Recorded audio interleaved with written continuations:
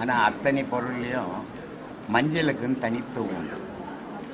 மஞ்சள் வந்து ஒரு வாசப்படியில் பூசி வச்சின்னா கூட ஒரு பூச்சி புட்டு உள்ளே வராது. அதுக்காக ஆதியில் என்ன பண்ணால் வாசப்படியில் மஞ்சள் பூசணும். இப்போ டிசைன் பண்ணி வச்சுக்கிறான் இவன். ஏன்னா நாயை வெளியே கட்டி மனுஷன் பெட்டில் படுப்பான். இப்போ இவன் வெளியே படுத்துக்கு நாயை பெட்டில் படுக்க வைக்கிற காலம் இது. அதனால் அதெல்லாம் செய்யறது இல்லை.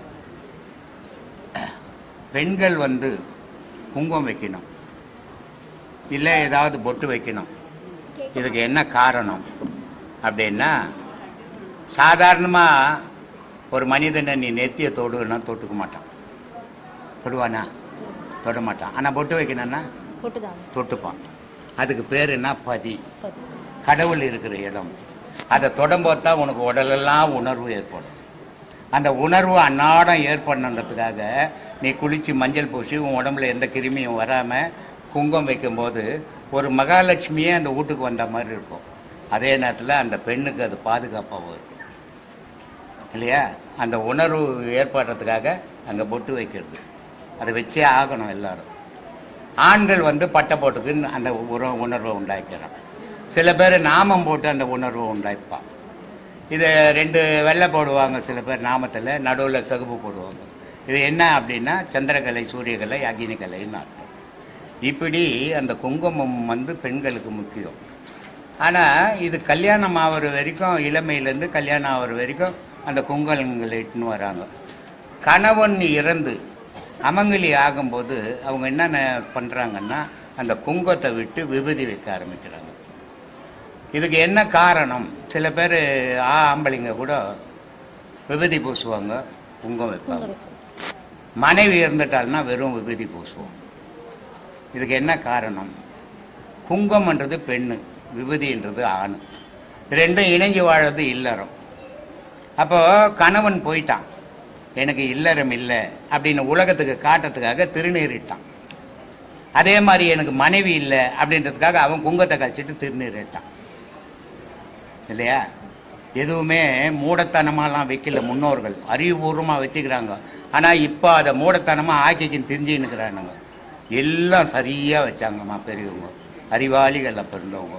இப்போ அந்த அளவுக்கு அறிவு இல்லை, முட்டாள்தனமாக இருக்கிறாங்க என்ன மாதிரி. அதனால் அது புரிஞ்சிக்க முடியல. இதுக்கு தாமா வச்சாங்க அதெல்லாம். அப்புறம் இன்னொரு கேள்வியா, இப்போ சொல்லு, அங்கே கேட்க சக்தி வந்து விந்து அணு, அதே மாதிரி ஒரு பெண்ணுக்கு வந்து ஸ்ரோனிதம் சொல்றீங்க. சரிங்களா? இப்போ ஒரு இள வயசுல இருக்க பெண் இருக்காங்க, அவங்க அந்த பாடங்கள்லாம் பண்றாங்க. ஏதோ ஒரு சந்தர்ப்ப சூழ்நிலையால அவங்களுக்கு வந்து அந்த கர்ப்பப்பை எடுக்கப்படுகிறது. அப்போ அவங்களுக்கு ஸ்ரோனிதம் சுரக்கிறது இல்லாம போயிடும். இல்லை, கர்ப்பப்பைன்றது வேற, விந்து சுரோனிதம் தங்கிறது வேற. அது விந்து பை, சுரோனித பை. கர்ப்பப்பைன்றது குழந்தைய சுமக்கிற பை. அது இதுக்கும் அதுக்கும் சம்பந்தமே கிடையாது. ஒரு மனிதனுக்குள்ளே ஒருத்தனுக்கு ஆணுக்கு விந்து இல்லைன்னா அவன் செத்து போயிடுவான், வாழவே முடியாது உலகத்தில், மூச்சு வராது அவனு. அதுக்கு தான் அந்த மூச்சு வர்றதுக்கு தான் குண்டலி பாம்புன்னு அர்த்தம். எவ்வளோ அறிவுபூர்வமாக கண்டுபிடிச்சி எவ்வளோ அறிவுபூர்வமாக வச்சுருக்கிறான் பாரு.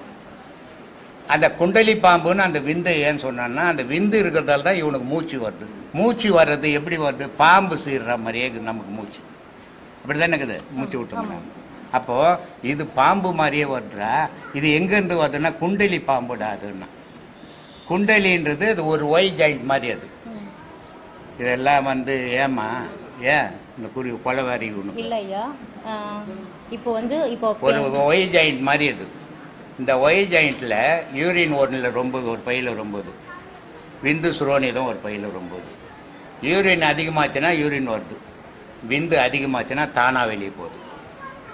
ரெண்டும் ஒரு இதில் தான் நிற்கிது. ஆனால் கர்ப்பப்பைன்றது அது தனி. அது வந்து குழந்தைய தாங்குற பை, அது கர்ப்பப்பை.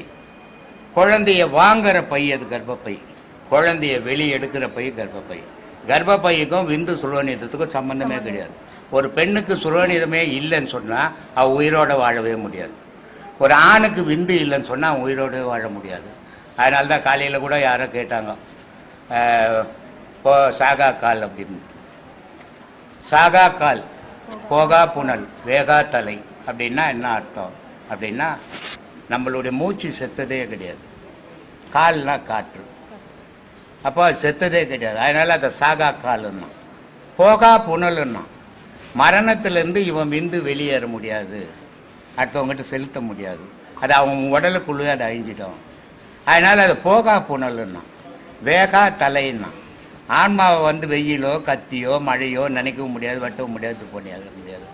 இது முப்பொருளும் அழியா பொருள். இந்த முப்பொருள் தான்டா உலகம் அப்படின்னா. அதனால் கர்ப்பப்பைன்றது வேற, விந்து பையன்றது வேறம்மா.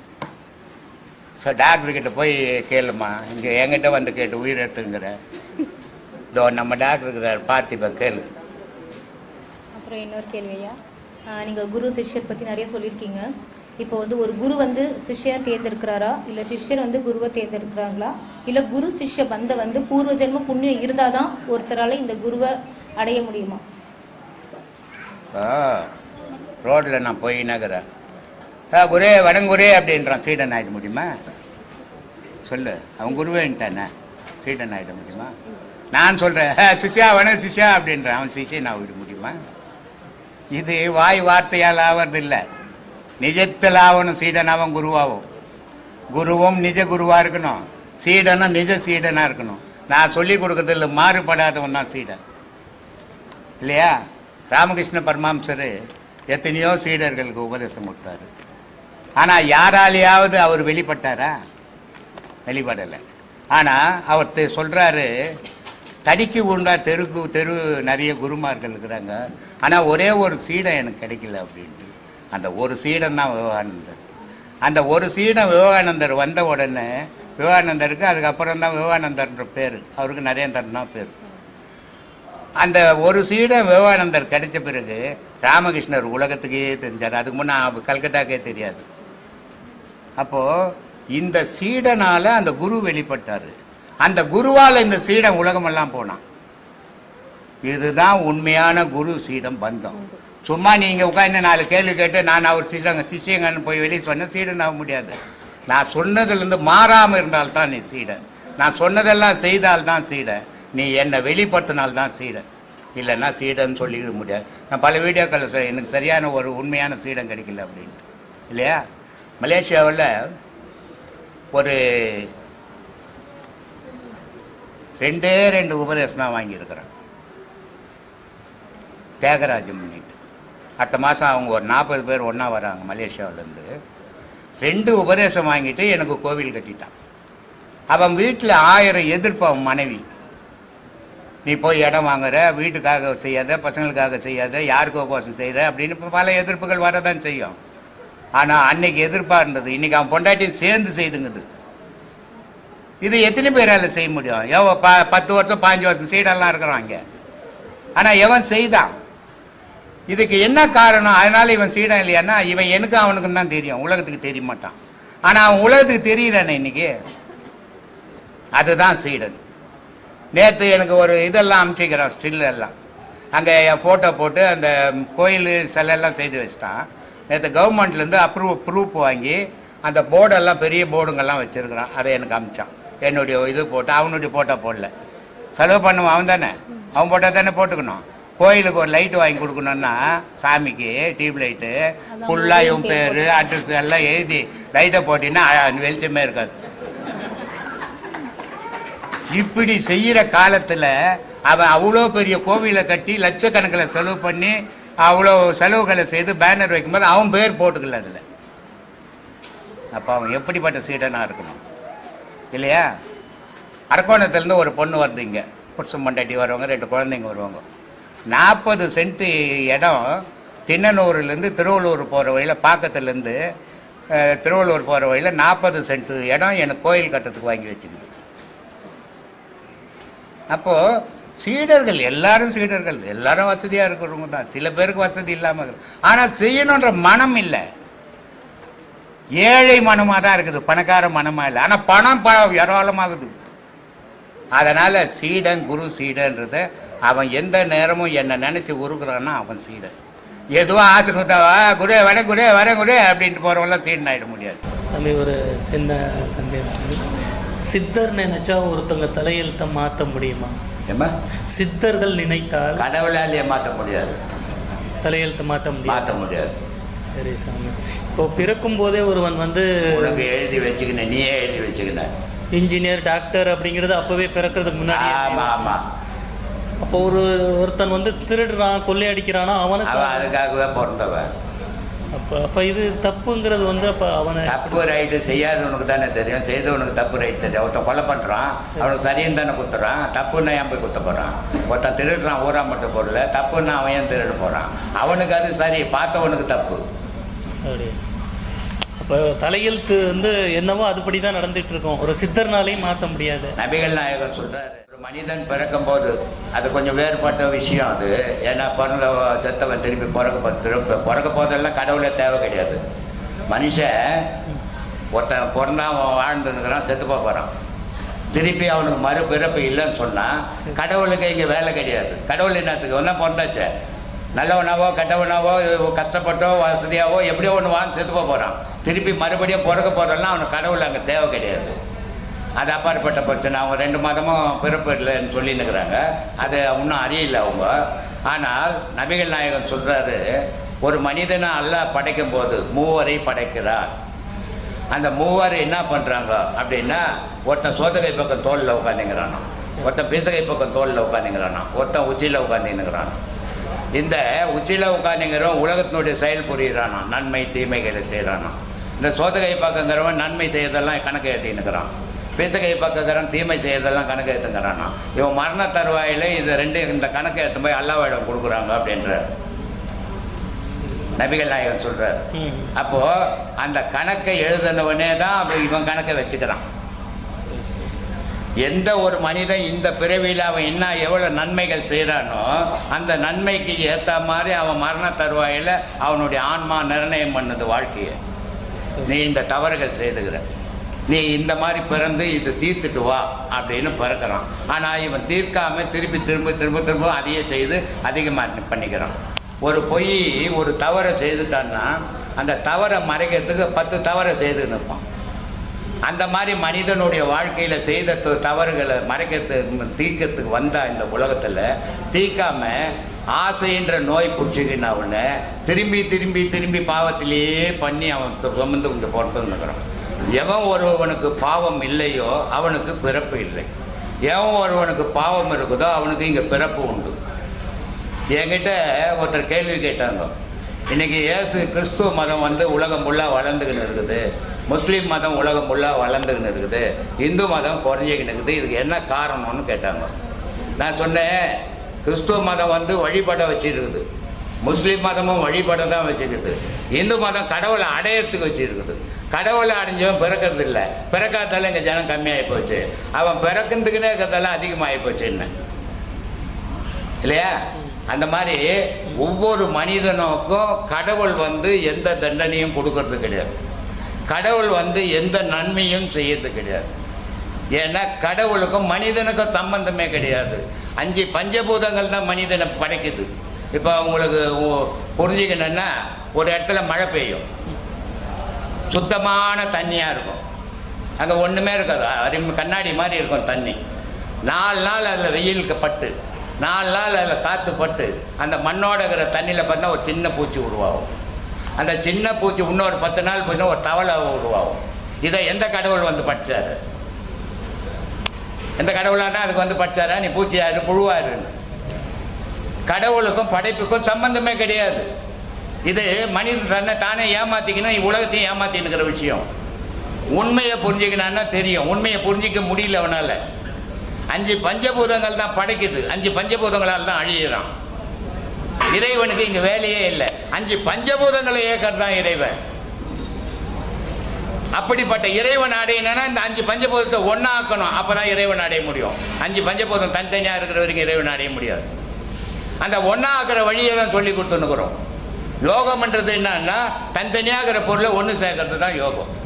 ஒன்று சேர்ந்தால்தான் ஞானம், ஞானம் சேர்ந்தால்தான் கடவுள். ஞானம் கிடைக்காத வரைக்கும் மனுஷனுக்கு கடவுள் தெரியாது, கடவுள் அடையவும் முடியாது.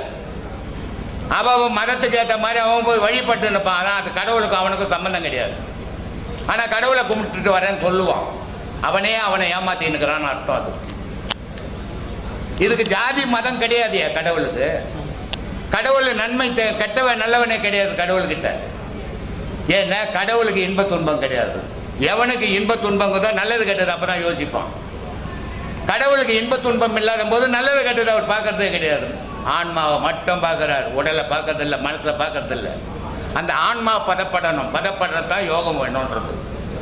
அதனால இங்க கடவுளை கடவுளை கடவுளைன்னு ஏமாத்தின்னுக்கிறோம். நிஜத்தில் யோசித்தீங்கன்னா தெரியும், இறைவனுக்கும் நமக்கும் சம்பந்தமே இல்லாத வாழ்ந்துன்னுக்கிறோம் வாழ்க்கை. இப்போ மனிதனுக்கு கடவுள், மிருகத்துக்கு யார் கடவுள்? 84,000 கோடி ஜீவராசிகள் உலகத்தில் இருக்குது. எது கடவுள்? அதுக்கு அது வாழலையா? அது சாகலையா? அது குட்டி போடலையா? அது தூங்கலையா? ஏன் இதெல்லாம் புரியல? அது என்ன மனுஷனுக்கு மட்டும்தான் கடவுளா? மற்ற உயிருக்கு கடவுள் இல்லையா? இதெல்லாம் புரிஞ்சாதான் கடவுளை பற்றி புரியும். இதெல்லாம் புரியாதவனு கடவுளை பற்றியே புரியாது. அதனால கடவுள்ன்றது உன்னுடைய மூச்சு தான் கடவுள். உலகத்தில் எதுவும் கடவுள் இல்லையா? உன் மூச்சு தயா கடவுள். இந்த மூச்சு ஓனன்றதுக்கு கடவுள் ஆகாரம் தயா கடவுள். அது ஜீவராசிகளுக்கும் ஆகாரம் எல்லாம் செத்து போடும். மனுஷனுக்கும் கடவுள் வந்து காப்பாற்ற சோறு இல்லைன்னா செத்து போடுவான். அப்போ கடவுள்ன்றது முதல்ல மனிதனுக்கு ஆகாரம் தான். பிறந்த உடனே பால் கொடுக்குறா தாய், கொடுக்கலாம் அந்த குழந்தை செத்து போயிடும். கொஞ்சம் வளர்ந்த உடனே ஏதாவது ஆகாரம் ஊட்டுறாது, எல்லாம் செத்து போயிடும். அங்கே குழந்தை கடவுள் தெரியுமா? கடவுள்ன்றது ஒன்று கிடையாதுயா. கடவுளே நீ தாயா கடவுள். உன்னை தவிர உலகத்தில் வேற எதையா கடவுள்? நீ தானே ஏன் செயல் புரியுறீங்க? இது ஏன் புரியல? நன்மையும் தீமையும் நீ தானே செய்துன்னுக்கிற. இந்து கோயிலில் சிலைங்க வச்சிருக்கோம். ஒரு கோவிலில் பார்த்தீங்கன்னா சாந்தமாக ஒரு சாமி ஆசீர்வாதம் பண்ணுற மாதிரி இருக்கும்.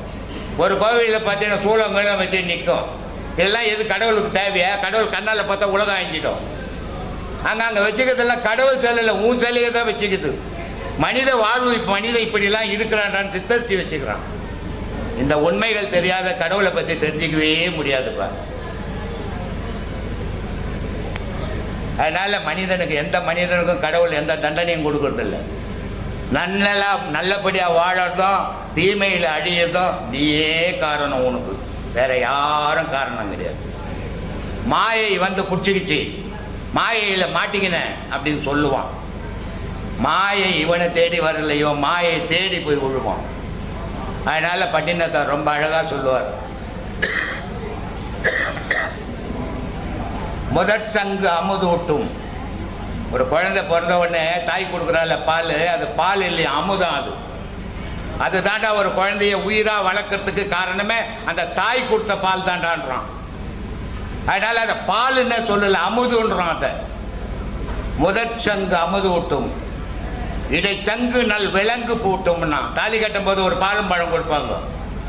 அது ரெண்டு பேரும் இணைக்குதுடா, விலங்கு போட்டுடா ரெண்டுக்கும். கடைச்சங்கு அம்புட்டோ இம்புட்டோ, கடைசியாக ஊத்துறேன பால் அம்மா வந்துக்குது, அக்கா வந்துக்குது, தங்கச்சி வந்துக்குது, அண்ணன் வந்துக்கிறான்ட்டு. அது தப்புனா தப்பும், போனாலும் போகண்டான்ட்டான். அந்த மாதிரி கடவுளுக்கே இங்கே வேலை இல்லையா? மனிதன் தான் யா கடவுள். மனிதனை விட ஒரு கடவுள் இல்லையா? ஆனால் மனிதன் சிறந்தவனாக இருக்கணும், மனிதன் எல்லாருக்கும் உதவுறவனாக இருக்கணும். அவன் தான் யா கடவுள். வேற ஒரு கடவுளே கிடையாது உலகத்தில்.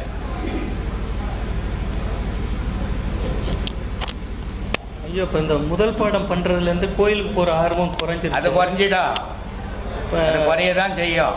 ஏன்னா உண்மை தெரியாத வரைக்கும் ஊரெல்லாம் சுற்றிங்க. அந்த உண்மை தெரியும் போது உனக்குள்ளே உட்காந்துங்குது. இப்போ நான் தான் கடவுள்னு உனக்கே தெரியுது. இப்போ நான் சொல்ல வேண்டியது இல்லை. அதனால் ஒவ்வொருத்தரும் தனக்குள்ளே தன்னை ஆராயும் போது நான் தான் கடவுள் என்ற நினைப்பு வந்துடும். நான் எனக்கு கடவுள், நீ உனக்கு கடவுள். நான் உனக்கு கடவுள் இல்லை, நீ எனக்கு கடவுள் இல்லை.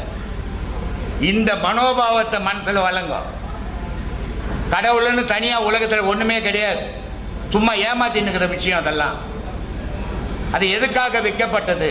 கடவுள்னு ஏன் வகுத்து வச்சான் ஆதியில் அப்படின்னா, மனுஷன் காட்டு மிராண்டி மாதிரி ஆயிடுவான். அதனால் நம்மளை விட ஒரு உயர்ந்த பொருள் இருக்குது, அதுதான் நம்மளை காப்பாற்றுது, அதுக்கு தான் நம்ம அதால் தான் நம்ம பிறந்தோம், அதால் தான் நம்ம அழியிறோம் அப்படின்னு வச்சாதான் மனுஷன் ஒரு பயத்துக்குள்ளே வாழ்வான், ஒரு கட்டுப்பாட்டுக்குள்ளே வாழ்வான்றதுக்காக வகுத்து வச்சான். ஆனால் இன்னைக்கு நான் சொல்கிறேன், இறைவன்ற உடனே மனிதன் தான். மனிதனை விட இறைவன் ஒன்றும் இல்லையா? ஆத்மா வணக்கம் சுவாமி. வணக்கம்மா. வழிபாடு தியானம் இது செய்யறதால நம்மளுடைய துன்பத்தை நீக்கிக் கொள்ள முடியுமா சுவாமி? முடியாதுமா. முடியாது. 1 செகண்ட் சார். என்னுடைய பிறப்புகள் எத்தனை சுவாமி? இப்போ அது பார்த்தீங்கன்னா அது எத்தனை பிறப்பு அப்படிங்கிறத நம்ம எப்படி அறிஞ்சுக்க முடியும்? யாராலையுமே அறிய முடியாதுமா. பிறப்பை அறிய ஆரம்பிச்சிட்டீங்கன்னா இப்போ நீ இங்கே பிறந்திருக்கிற, நீ போன பிறப்பில் மைசூர் மகாராஜாவுக்கு பொண்ணாக இருந்த, இப்போ இந்த பிறப்பில் சாதாரண ஆளுக்கு பொண்ணாக இருக்கிற. இப்போ மைசூர் மகாராஜாவுக்கு பொண்ணுன்னு உனக்கு தெரிஞ்சிருந்தா நீ என்ன பண்ணுவ? என்ன பண்ணுவ? சந்தோஷப்படுவேன் சுவாமி. கோர்ட்டு போய் கேஸ் போட்டுருவேன். மைசூர் மகாராஜா பொண்ணு நானே, எனக்கு பாகம் கொடுக்கண்டான்னு கேஸ் போட்டுருவேன். கடவுள் எவ்வளோ பெரிய அறிவாளிப்பார். இந்த உடல் விழுந்த உடனே இந்த உடலுக்குள்ள இருந்த நினைவெல்லாம் அழிச்சிடறான். மறு பிறப்பு எடுத்த உடனே அந்த உடலுக்கு ஏற்ற மாதிரி நினைவுகளை தான் உண்டாக்குறான்.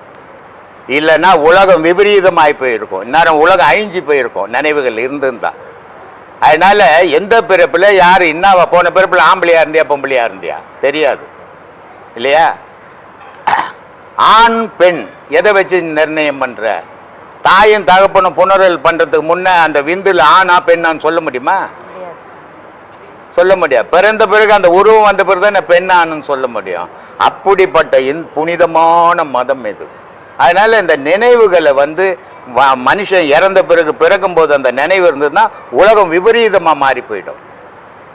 அதனால இந்த எந்த உடல்ல உனக்கு 1000 நினைவுகள் இருந்ததோ அந்த உடல் உணர்ந்தவொன்னு அந்த நினைவும் அழிஞ்சு தங்கிய.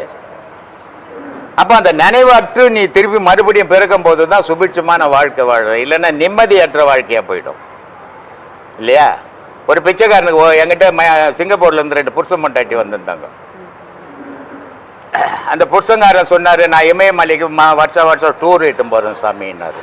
ஆமாப்பா சுற்றுலாவா போயின்னுக்கிறேன்னாரு. நான் பாதி ஆன்மீகவாதின்னாரு. தெரியுதுப்பா உன்னை பார்க்கும்போது என்ன கையெல்லாம் பிரேஸ்லெட் போட்டுன்னு கழுத்துல எல்லாம் மாட்டிக்கின்னு இருந்தார்.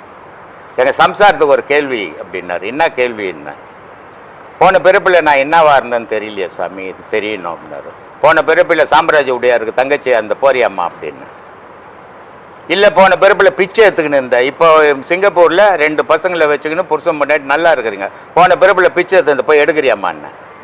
எடுக்க முடியாது. அப்போ ஏன் போன பிறப்பை பற்றி பேசுகிற? இந்த பிறப்பில் என்னவா இருக்கிற, என்ன செய்யணும், எதை எப்படி வாழணுன்றது நினை.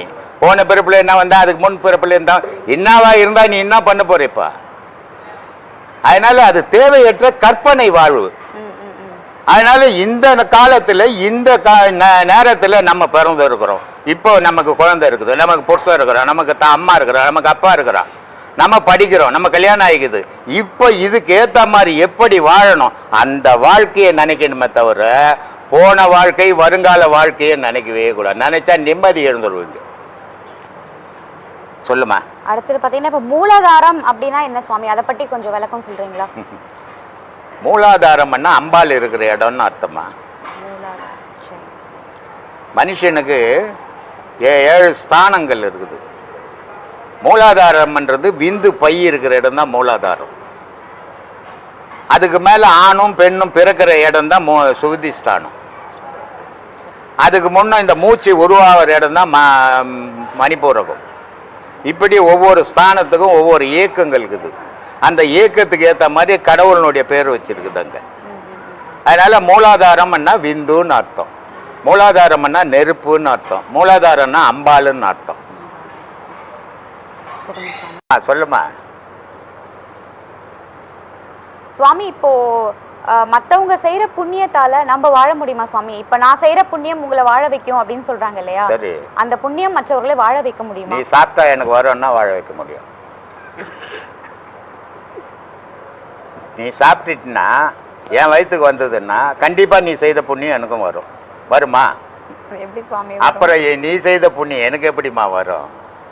யார் யார் செய்கிறாங்களோ அது அவங்கவுங்களுக்கு தான் உபயோகமாகுமே தவிர மற்றவங்களுக்கு கொடுக்க முடியாது. எடுத்து பாவ புண்ணியம்ன்றது அவங்கவுங்கள சார்ந்தது. பாவத்தையும் எடுத்து கொடுக்க முடியாது, புண்ணியத்தையும் எடுத்து கொடுக்க முடியாது. ஆனால் பாவமோ புண்ணியமோ எங்க செய்யப்படுது அப்படின்னு பார்க்கணும். ரெண்டுமே இந்த உலகத்துல செய்யப்படுறது. பாவம் செய்யறது இந்த உலகத்தில் தான், புண்ணியம் செய்யறது இந்த உலகத்தில் தான். பாவம் செய்தாலும் அது உனக்கு தான் சொந்தம், புண்ணியம் செய்தாலும் அது உனக்கு தான் சொந்தம். அது அடுத்தவங்களுக்கு கொடுக்க முடியாது, கொடுக்குற பொருளும் கிடையாது. ஏன்னா இப்போ நீ புண்ணியத்தை கொடுக்குறேன்ட்டு நாளைக்கு பாவத்தை கொடுத்தீங்கன்னா நான் வாங்கிக்கணும்ல? வாங்குவேன்னா? கடவுளே வாங்க மாட்டான், அப்புறம் நான் மனுஷன் எப்படி வாங்குவேன்?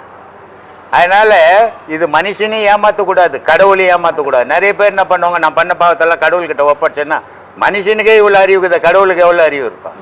அதனால யார் பாவத்தையும் கடவுள் வாங்க மாட்டான். நன்மை செய்தாலும் அது மனிதனுக்கே கடவுள் கொடுக்குறான், பாவத்தை செய்தாலும் தீமையை செய்தாலும் அது மனிதனுக்கே கொடுக்குறான். இறைவன் ஒன்றும் ஏமாளி கிடையாது, பேரறிவாளன் இறைவன். அதனால யார் பாவமும் யாருக்கும் சேராது, யார் புண்ணியமும் யாருக்கும் சேராது. நீ எங்கிருந்து பிறந்தையோ, எந்த தாய் தப்பங்கிட்ட இருந்து பிறந்தையோ, அந்த தாய் தகப்பன் செய்த பாவ புண்ணியம் உன்னை சாரும். அடுத்தவனுக்கு, பக்கத்து வீட்டுக்காரனுக்கு, பார்த்தவனுக்கு, கேட்டவனுக்கெல்லாம் சேராது. நம்ம வந்து இயற்கை கூட வாழ்ந்தோம் அப்படின்னா எந்த நோய் நொடியும் இல்லாம வாழலாம்னு சொல்றோம். ஆனா இப்ப இயற்கையே நம்மளுக்கு வந்து எப்படி சொல்ற சுவாமி, இயற்கையோட சேர்ந்து வாழாம இயற்கைக்கு மறுப்பா நம்ம வாழ்ந்துட்டு இருக்கோம் அப்படின்ற ஒரு கருத்து தான் இப்ப அதிகமா பரவிட்டு இருக்கு. அதை பத்தி நீங்க என்ன சுவாமி சொல்றீங்க? இயற்கையை நம்ம எங்கம்மா வாழறோம்? இப்போ ஒரு புலி ஒரு குட்டி போட்டுது, அந்த குட்டிக்கு என்ன பேரு? புலி. பூனை ஒரு குட்டி போட்டது, அந்த குட்டிக்கு என்ன பேரு? பூனை. ஒரு புலி செத்து போச்சு, என்ன பேரு அதுக்கு? புலி செத்து போச்சு இல்ல? ஒரு பூனை செத்து போச்சு, பூனை செத்து போச்சு. ஆனா மனுஷன் பிறக்கும் போது என்ன பேரு? மனிதன். நான் சொல்றோம் குழந்தைன்றோம். கொஞ்சம் வளர்ந்த உடனே என்ன சொல்றோம்? வாலிப பருவம்ன்றோம். அதுக்கு மேல கொஞ்சம் போனா என்ன சொல்றோம்? முதுமைன்றோம் இல்லையா? இந்த 3 பருவத்தையும் தாண்டி படுத்தா என்ன சொல்றோம்? பிணம்ன்றோம், மனுஷன் சொல்றோம். அப்போ இயற்கையோட வாழற பொருளுக்கு ஆபத்து இல்லை, இயற்கையை விட்டு மாறி செயற்கையோட வாழற நமக்கு ஆபத்து வருது இல்லையா? இதுக்கு ஒரு உதாரணம் சொல்றேன்.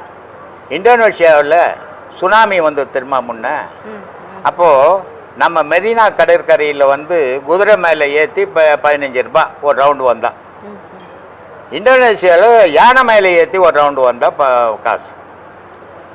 அது மாதிரி யானை மேலே ஏற்றிட்டான், சுனாமி வரப்போகுது. ஆனால் யானை ஓடுது. யானை பார்க்கணும், மக்களும் என்ன பண்ணா யானை மதம் பிடிச்சி ஓடுதுன்னு. அப்புறம் பார்த்தா சுனாமி வருது. சுனாமி வரக்கூடியது இயற்கையில் இருக்கிற மிருகம் அறியுது, ஆனால் செயற்கையில் வந்த மனிதனால் அறிய முடியல, அழிஞ்சு போயிட்டான் இல்லையா? அப்போ இயற்கையினுடைய சீற்றத்தை இயற்கையில் இருந்தால்தான் அறிய முடியும். இன்னைக்கு வந்து விஞ்ஞானம் வளர்ந்து இருக்குது இல்லையா? பூமி அதிர்வு வருது. முன்னாடி பூமி அதிர்வு இந்த இடத்துல வரப்போகுது, நீங்கள் எல்லாரும் ஜாகிரதையா இருக்குன்னு சொல்ல முடியுதா? பூமி அதிர்வு வந்த பிறகு இத்தனை லிட்டரில் வந்ததுன்னு சொல்லின்னுக்கிறோம். அப்போது மனிதன் இயற்கையை விட்டு மாறும்போது இயற்கையில் நடக்கிற ஒவ்வொரு விஷயத்தையும் தெரிஞ்சிக்க முடியாது இல்லையா? இயற்கையில் இருக்கிற பொருள் புரிஞ்சுக்கணும். அதனால் மற்ற மனிதனை தவிர மற்ற ஜீவராசிலாம் இயற்கையிலேயே இருக்குது. மனிதன் மட்டும் செயற்கைக்கு வந்துட்டான். செயற்கைக்கு வந்ததால் இயற்கையில் நடக்கிறத இவனால் அறிய முடியாத இருக்கணும். சொல்லுமா இருக்கணும். ஆசிரமத்துக்கு இதெல்லாம் எட்டுன்னு வரக்கூடாது. வாங்க. நான் வந்து இந்த ஆசிரமத்துக்கு 2 வருஷமாக வந்திருக்கிறேங்க. இன்னைக்கு நம்ம என்னோட உபதேசம் வாங்கின ஒருத்தர் வந்து பிரம்மசூத்திர குழு என்னன்னு கேட்டார். நானே முழிச்சிட்டேன். ஆனால் ஏற்கனவே அப்பா சொல்லி நான் கேட்டிருக்கிறேன், தெரிஞ்சுன்னு இருக்கேன், அது மறந்துட்டேன், அவர் சொல்ல முடியல.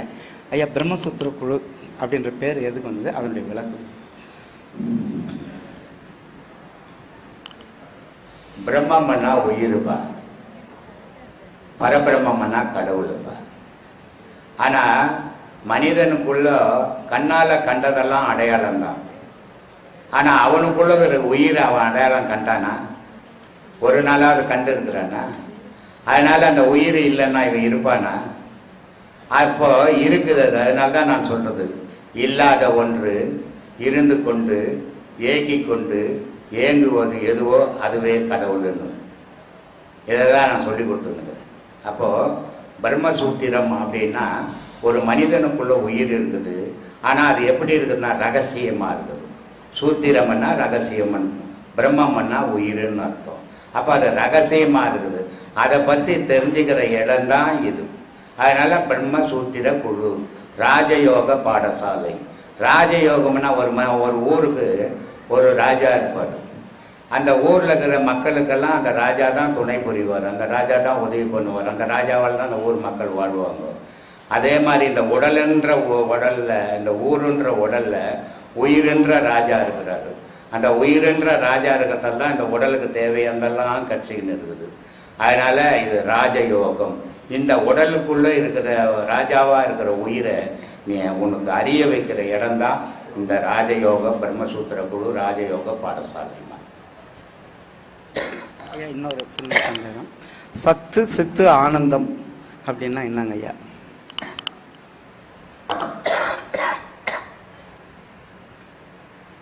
சத்துன்னா உனக்குள்ள இருக்கிற பலம், சித்துன்னா உனக்கு இருக்கிற பலத்தை செயல்படுத்தினா நடக்குதா நடக்கலையான்றது சித்து. அதுக்கு பேர் சித்தாடல்னு பேர்.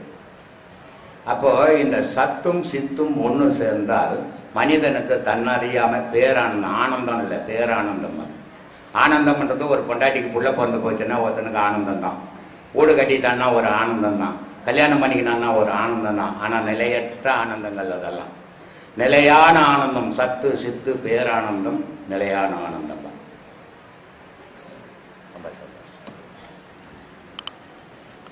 ஏன் அப்பப்போ போட்டுடுறேன் அப்பப்போ எடுத்துக்கிறேன். பயமா இருக்குது. உங்கள் பக்கத்தில் வந்து உட்கார்றதுக்கு கொஞ்சம் நான் என்ன ஆச்சரியம் இருந்ததுங்க. நான் கிட்டத்தட்ட 2 வருஷமாக இங்கே வந்து பாடம் வாங்கிட்டு ஒரு 4வது பாடம் போயிட்டு இருக்குங்க. நல்ல முறையாக பண்ணிகிட்ருக்கேன். ஒரு 2 வருஷத்துக்கு முன்னே இங்கே வருவதற்கு முன்னாடி ஒரு சின்ன ஒரு சம்பவம் ஒன்று யூடியூப் சேனல் மூலயமா நான்